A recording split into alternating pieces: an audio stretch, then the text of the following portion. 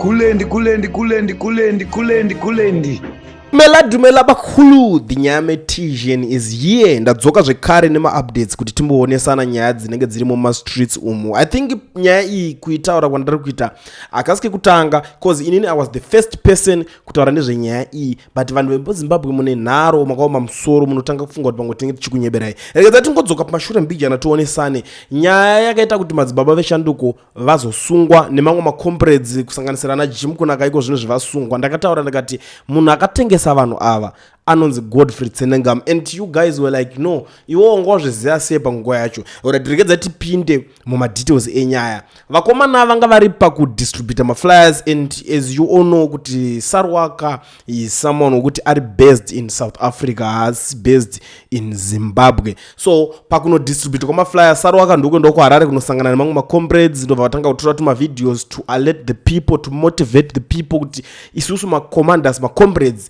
taapo paground. But vari pakudaro panozotanga kungosangana kwaitika vanhu vachifamba nemota. Madzibaba Veshanduko vanga nemota yavanga vahayawo yavaifamba nayo netimu ravo. Vakomana vanga nerimwe timu ravo ndo pakazoonekwa vakasangana na Tsenengamu nana Gomwe nana ningirikini papa na Kunaka futi patimu racho vakazongobudikira muraundi museko. But nyaya yakatika pane maflyers, nyaya yemaflyers iyaya haisi nyaya yekuti yanga iri nyaya yekuti kubikirwa kana kuita sei. Izvi zvinhu zvekuti munofanira kunyatsozvinzwisisa, because I understand kuti vanhu veZimbabwe makatadza kunzwisisa kuti nyaya yemaflyer yacho yakafamba sei. Vakomana vakabudikira nemaflyers ndobva vakunoshare namaflyers. Iwo ako maflyers Tsenengamu ndobva atora maflyers. Achitora maflyers vaenda straight kuState House ndobva anoratidza Munangagwa direct maflyers iwayo, because kuState House ndokudheni kwaMunangagwa kwaanogara ari kwaanoswera ari, ndobva anomuratidza maflyers. Vakomana vari kuplana the demonstration, chinhu ichi chiri kutoitika ende vatoripo paground, and vakomana veintelligence ndopa vakabva vakanozara kwese kunana machipisa ikoko budiriro. Handitoona vakomana vakunodistributa zvinhu zviya because unenge vaudzwa information yakazara kuti vanhu vari kutodistributa ndana ningi saka ndatopowo angwa kuti ndidistribute, saka ndabva ndatoya nawo kuno madistributa panapo kwamuri. Ndo maitikira akaitika zvinhu. So vanhu vaifunga kuti vari vese muraundi nana Tsenengamu nanani, obviously communication ninge iripo. Comrade maita sei? Ndakabadai comrades maita sei? Ndiri pakati. Comrade muri safe here? Ndambonzvenga ndiri pakati.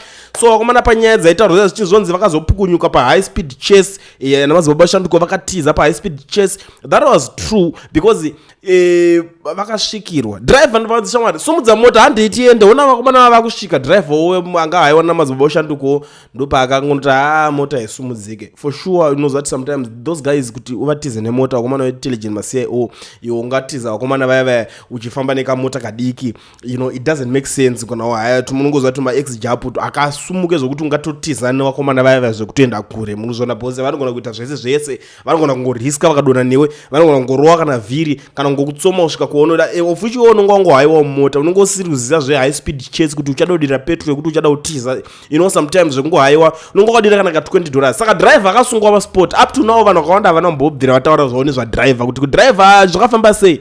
Driver akasungwa arimo mukati even izvo pese pana pachienda vanhu pachizonzi beu chichi zvikuramba zviri kuzodidi. Driver is part of the team, ndo paakatosungirwa ipapo kuhaiwa ikoko kwakatongoitwa, ndo maitikira zvakaita. But on the issue of kuzoda kunzwisisa kuti why vanhu ava vakazosungwa but Saruwaka was the only one asina kusungwa, and say Saruwaka asina kusungwa nyaya iyo yakanetsa yakatemesa vanhu musoro. I understand, inini ndakanyatsoona kuti no, nyaya iyi ine masides akawanda, but first of all ngationesane tizive chinhu ichi kuti Saruwaka is someone wokuti haasi based in Zimbabwe, and Saruwaka ma-movements ake anga ari kufamba ingoti ma-movement ekuti iye atozova kuti ndangoya panapa ndosamaona kuti aifamba ne-indrive haana kuda kumbonoti tek nekungona kuti ndakufamba na-driver one. No, aikufamba chikuti zveindrive it's not easy kutrace kuti munhu aenda papa akarequesta amoti pakati pekutaura angodaiso akangobuda akadai akaenda.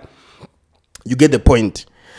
So Saruwaka pakazononingira Madzibaba Veshanduko havana kubatwa pasport. Madzibaba Veshanduko vakazoterwa kumba kwavo patozobudiswa chinotice chacho kunzi tiri kutsvaga vanhu vakadai. Obvious Saruwaka anobva atonorowa kunojamba Garwe kana tiri kupinda Garwe kuziva kuti mukomana anobva ngonojamba border vakatobuda munyika ipapo and of course kwaona wakutonzwa apa wanted aubude nepaborder iyoyo haisi secret kuti unganzwa unobuda nepaborder. I think idzodzi dzimwe zvese munoziva kuti maprocesses anofamba sei kana kuti dzimwe nguva munhu anenge ari paborder anogona kungodhibho haazoziva kuti ndiwane ukasvika ukatodhindisa passport yako zvakanaka ukatobuda paipai zvinongoitika zvese zvese. But the issue yekuti ana Madzibaba Veshanduko kutozosara kubatwa uyo anga atotiza munyika kudhara ndo maitikira akatongoita zvinhu and you know vanhu vacho they are unpredictable unotarisira kuti mubate paBedbridge border because ari kuenda kuSouth Africa anonopinda nekuzambia ozonotenderera nekuko mukati momo you never know kana kuti anonopinda neBotswana ozonopinda neBotswana kusvika aita se adzoka muSA zvinoitika mafambiro anosiyana zvisvika mona kuti iye Saruwaka akatombotora mazuva kuti azosvika panzvimbo agadzikana kuti iko zvino zvinda right but taitotaura madays ese kuti so Saruwaka zvafamba sei akatoexplain ndakafamba zvakanaka ndakafamba so zvese izvozvo. So inini zvangu ndo maonero andakaita zvinhu pakuzonzi Madzibaba Veshanduko vazobatwa. Madzibaba Veshanduko pakatanga kutsvagwa vanhu Madzibaba Veshanduko vakabva vangodzokera kwavo kwavanga vari based because most of the times Madzibaba Veshanduko vanga vangoswera kunzvimbo yavo iyaya handichazotaura zvangu location yavangagara but Madzibaba Veshanduko was based in Harare manje ipapa mazvona saka vakazongonoterwa unongochizikanwa nemaneighbors unongochizikanwa neshamwari and of course papa nevamwe vapana vekuti vanga vai navo thank goodness vapana vacho vamwe vacho havana kuzobatwa vakazokwanisa kuti ase kubuda vachienda but Madzibaba Veshanduko ndo mabatiriro avakaitwa vakaterwa padeni right. On the issue of mari ndakatombobvunza uchiti pane mari iripo paground vakomana pane kamwe kaskiri kekuvharirana panze because kuchibvunza kuti ime pari kudistributwa mari nemusoro here pachini ichi because one demonstration you can't do a demonstration now papa kuti kwamafanize kuti uyo abuda ne$700 uyo ari kuya ne$900 and I was like imimi wakomana mbomere kuti mafanize yota kuti unoita demonstration inobvisa munangago ungabvisa munangago ne$700 vanhu vari kuita madhiri mamillions vanhu vari kuningirira pari kudiwa amounts mafigures emari ane musoro kana tutaura mafigures emari ane musoro tikutaura something like $200,000 so that kana paka influence wa vanhu just zviri serious panoitika zvinhu zvinobatika kwete kuti kunouya kuti ndava ne$900 kuti tumota twacho kunongota twokuhaya zvimwe zvaya zvechinzaranzara zvinhu zvese zvotakazvibvunza before ndikati safety yevanhu zvakamira sei even vanhu vacho muri kukwanisa kugadha chaunga chakakura sei pakataurwa nyaya pakanzi zvoni vanhu vari kubva nemakombi kumasaidi akasiyana siyana but vari kuda kubhadharwa zvikanzi mapaying points taisa mumanzvimbo and little I didn't know kuti onaika pari kunzi taisa mapaying points acho vanhu vari kuda vanhu vemakombi vanoza nekunetsa kwavanoita kombi kuti itakura vanhu kubva kulocation unoti ndiri kuda $30 yangu ndingosvika ndichita se ndichisiya vanhu saka nawo unosvika munonzi $30 vari kunosvika vachinoungandira ka$700 iko kakaiswa panikeri zvinhu zvacho zvese aingoita kunge majokes and imwe nyaya yakuchirwadza manje after zvese zvaitika after tanzwa kuti ndana ningi uyu ndiye akatengesa vanhu Tsenengamu and up to now ndobva atodzokera nzinonzi penga odzokera there's no such a thing andakana one day inini ndakambobvira ndambosaidhira kuti vanhu vakaita tsana Tsenengamu vasere vari pachino ndogara ndichitaura guys please musatambe nevanhu veZANU-PF ukaona munhu akabva kuZANU-PF usamutruste kuti potunzi wati akutorigadzira chino because mangwana unosungwa uyu anongodzokera utoti chance given ndiregererewo baba ndadzoka kumba that's what they normally do. Tsenengamu makambotiraya kuti zvake zvakatiraya kuita baibai vakamugadzirira yake shamu ine munyu but chinoitika ndechekuti vakomana vaya pavachiita zvinhu zviya vanorowa kaunda vakomana vanotamba neintelligence zvakangwarisa vanotoziva kuti vanhu ava vari kuitawo chavari kuita izvi iwo chiendawo wakadai so wakanogadzira chakowo chimuforimbo ena unogadzirawo chako chekuvhiringidza vanhu akakuvhiringidzai achidai so munobva kuti this guy atori serious for change ari kuda kuti zvinhu zvichinje pachinhu atori ane moyo wake une vanhu you understand anobudikira achitaura achinyebedzera kupenga aiwa muri kutozviona tikutoraita munangagwa tichatodi munangagwa ari kutotijairira chichi vachitotaura zvese izvozvo ende mune muchikwirirana ende mese mune muchitofara muchitaura nyaya one language one voice hande pakuti tichinoita zvinhu zvinooneka kuti tese tiri kuda one change toda one voice toda zvinhu zvokuti tibudirire zvinhu zviende kumberi unozoona pamberi kuti aizvi ko uyo ari kutoenda nekuseri achitoonodya ikoko ko uyo ari kutoripa salary zvake ari kutorarama ari ikoko because at the end of the day hakuna munhu anokwanisa kuuya panapa akandiprova ini kuti politics idzizi ari kudziita because ari kudziita for change ari kudziita kuti ari kuda kuti life yevanhu inake hakuna munhu wese ane chake ane motive behind ane chaanenge achitoitira politics chaasingakwanise kutaura papublic but tikatotarisa maactions ake tinotoona kuti chatuma munhu kuti aite politics idzi inzara chatuma munhu aita politics idzi inhamo ZANU-PF inobva yangwarisa yoti pakati penyu ipapo inotoziza kuti inzara ndo iri kutuma vanhu vese inotarisa vanenge vane skillful mbijana vakati ngwarire yokudyarira vayo vange nawo kubva kudhara mongonzi uyoyo ndianenge ari papayroll, iye ndianenge achitokumotivheta, unozomususpecta sei munhu iye ariyewo kuti anenge achitobudisa mari muhomwe achitotaura kuti ndine yakati zveso chinhu ngachifamba vakomana, imi motomhanya kufiririra mazita atotengeswa kudhara, kuzosara unodai so vakomana veintelligence vakazara kwese. Saka munoti muri kuenda kupi? Wotudzwa kuti aiwa pari kudiwa change, vanhu vari kuda kuti zvinhu zvichinje. Change inodiwa, I understand, change inodiwa, and I know kuti vanhu vanoda kuti zvinhu zvichinje munyika, but not paine macharacters akaita sana nigirikini sana Tsenengamu yaya. It doesn't make sense honestly, but zvinhu zvokuti zvinenge zvingorimo muraundi, and isusu tinongoramba tichingoonesana nemi muri yeZimbabwe, hatimbonete kutaurirana zvinhu zvinenge zviripo, but without wasting much of your time, regedza tiende pane imwe nyaya so that zvinhu zvedu chinokwanisa kubalansa zvatiri kuda kuti chinge chichibhalansa chichiita, without wasting much of your time, because handisida kunyanya kutambisa nguva yakareba. A lot is going on, by the way.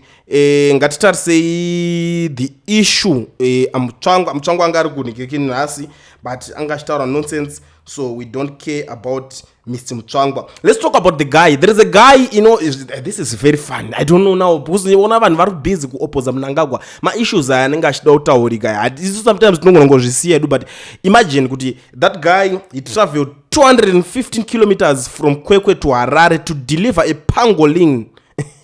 Mukomana kunosiya pangolin kuna Mnangagwa. Ngatichitaura the funny thing now.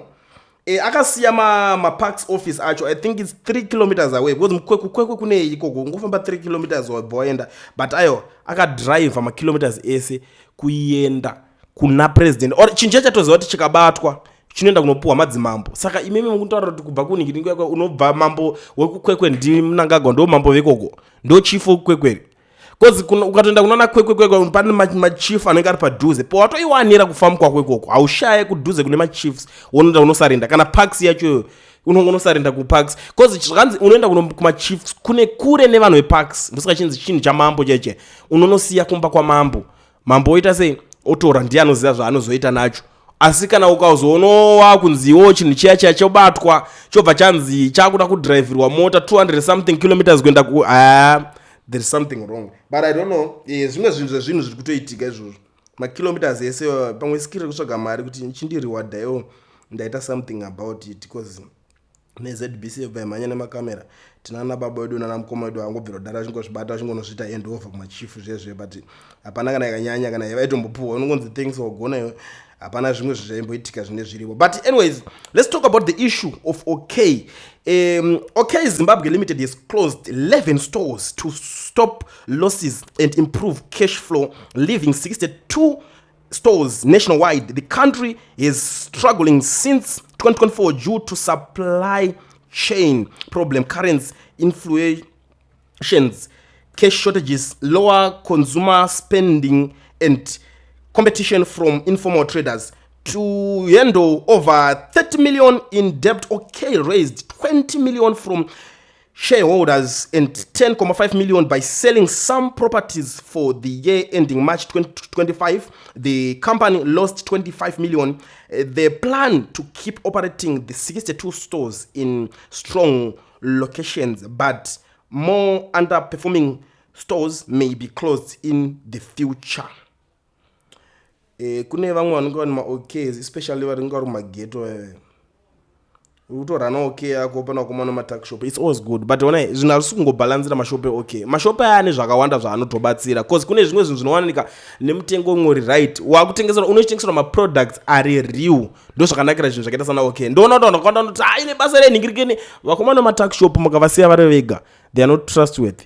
Zviro ndizviro ndakapedza ndakuona kuti vamwe vanzi vakutengeserwa henesi yekunyeba, vakutengeserwa kutomwa doro, kutotengeserwa rekunyeba, kutobikwa zvimwe zvinenge chimukokiyana chinongokandwa imomo chingoiswa mubhodhoro packaging, wakutongotengeserwa. But mabrand akaita sana OK vari trusted kubva kudhara, zvinhu zvavo zvizhinji zvakavhenekwa. But ende tikudatasa nyaya yacho ndekuti employment chayo, ukatasa shop kepenorane vamwe vakaendesa vana kuzvikoro vakachengeta mhuri, inoemploya vanhu vakawanda, kubva kuna security guard, kune vanokorobha vanoronga mashelfu anenge achirowa patiu, mamanagers, madrivers. Shop 1 inenge yakatoemploya something more than 20 employees iri one shop saka yakanaka for the society because inenge ichibatsira but zviri kuvharwa vanhu vakaenda kuperirwa nemabasa handisi kuziva kuti kwanyatsonangwa chaiko nenyika ndekupi ndo mamwe ema-issues ekuti anenge achifanira kunge achiita se achigadziriswa iwo but they don't care havana kana basa nazo kuti vezonzi chakati chavhara chakati chadidi mabasa acho totarisira kuti vagadzire but macompanies bahomba ari kuemploya vanhu kana kuti anoemploya vanhu vakawanda